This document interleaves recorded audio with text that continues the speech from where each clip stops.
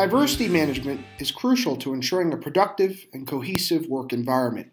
It is the process by which managers make everyone more aware of and sensitive to the needs and differences of others. Overall, there are two levels of organizational diversity that are critical to creating a diverse workforce: surface-level diversity and deep-level diversity. Surface-level diversity is reflected by easily perceived demographic differences such as gender, race, ethnicity, age, or disability. Organizations with surface-level diversity only can lead employees to perceive one another through stereotypes and assumptions. Furthermore, there are several surface-level diversity characteristics that impact job selection, job promotion, and diversity management. Now, beyond surface-level diversity is deep-level diversity. Deep-level diversity is not easily observed with the naked eye. It is characterized by differences in values, personality, and work preferences that become progressively more important for determining similarity as people get to know one another better. Deep-level diversity is more beneficial and important in creating collaboration among employees. As employees get to know each other, they may find that they share a common way of thinking about important work problems and that they like to work collaboratively. These deep-level similarities will overshadow the more surface-level differences between them and allow them to work well together. Diversity is not the only factor that plays a role in organizational behavior. The Big Five personality model explains that these 5 personality traits that I'm about to explain appear in almost all cross-cultural studies, and generally, the findings corroborate what has been found in U.S. research. The following personality traits make up the Big Five personality model: extroversion, agreeableness, conscientiousness, emotional stability, and openness to experience. Extroversion is relevant to organizational behavior because it creates better interpersonal skills, greater social dominance, and more emotionally expressive behavior. This in turn leads to higher performance, enhanced leadership, and higher job and life satisfaction. Agreeableness is relevant to organizational behavior because it creates a more compliant and conforming working environment, which leads to higher performance and lower levels of deviant behavior. Conscientiousness is relevant to organizational behavior because it creates greater effort and persistence, more drive and discipline, and better organizing and planning among employees.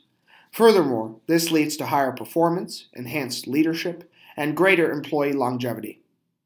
Emotional stability is relevant to organizational behavior as well because it creates less negative thinking, fewer negative emotions, and less hypervigilance. This observed personality trait results in higher job and life satisfaction and lower stress levels among employees.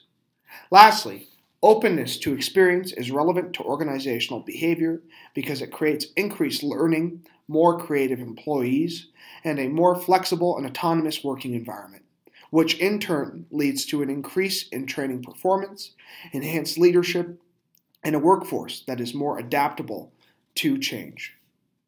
Of the Big Five traits, conscientiousness is the best predictor of job performance. Self-efficacy theory, otherwise known as social cognitive theory or social learning theory, refers to an individual's belief that they are capable of performing a task. An individual with higher self-efficacy means that they'll perform better and that they're more likely to rise to challenges. They have more confidence in their ability to succeed. While lower self-efficacy belief means that an individual is more likely to give in or up to a challenge, and they tend to have less confidence in their ability to succeed. Self-efficacy theory is complementary to goal-setting theory, and that employees whose managers set difficult goals for them will have a higher level of self-efficacy and set higher goals for their own performance. This is because setting higher goals across the board increases an individual's self-efficacy. And there are 4 ways also to increase self-efficacy belief, according to the theory creator Albert Bandura. An active mastery means you gain relevant experience with tasks by doing that job, so when you do it later along, you will avoid the experience and have a higher belief. Vicarious modeling means you become more confident because you see someone else doing the task. Verbal persuasion means that somebody has motivated you, that you have the necessary skills to be successful. And finally, there's the arousal, where it leads to an energized state so the person gets psyched up and they perform better. Nonverbal communication. Every time we deliver a verbal message, we also impart a nonverbal message. We could say body movement has meaning and no movement is accidental. Uncross our arms to appear approachable. We stand to signal authority. We can even smile to project trustworthiness. Body language can convey status, level of engagement, and emotional states. When it is linked with spoken language, often gives fuller meaning to a sender's message. Intonation can change the meaning of a message. Facial expressions along with intonations can show arrogance, aggressiveness, fear, shyness, and other characteristics. Physical distance also has meaning. What is considered proper spacing between people largely depends on cultural norms. Leaders use power as a means of attaining group goals, but power comes in many forms. Formal power is granted to an individual by their position within the company and is of three flavors. Coercive power relies on fear and emphasis on what happens if one doesn't perform. Reward power is the antithesis of coercion and is based on rewarding good performance. Legitimate power is derived from the respect of achieving high level within the company. Personal power is earned, not granted, and can come in the form of expert power, which is respect earned from extensive expertise, or as referent power, which is built off of admiration and respect of one's personal traits. The research shows strong indications that both breeds of personal power are far more effective and important parts of being a good leader. Conflict is an unavoidable part of life and business. Thankfully, we have some ways to handle it and turn it into a building experience. We call this the conflict process, and it has 5 steps. The first step is the presence of opposing desires or incompatible needs between two parties.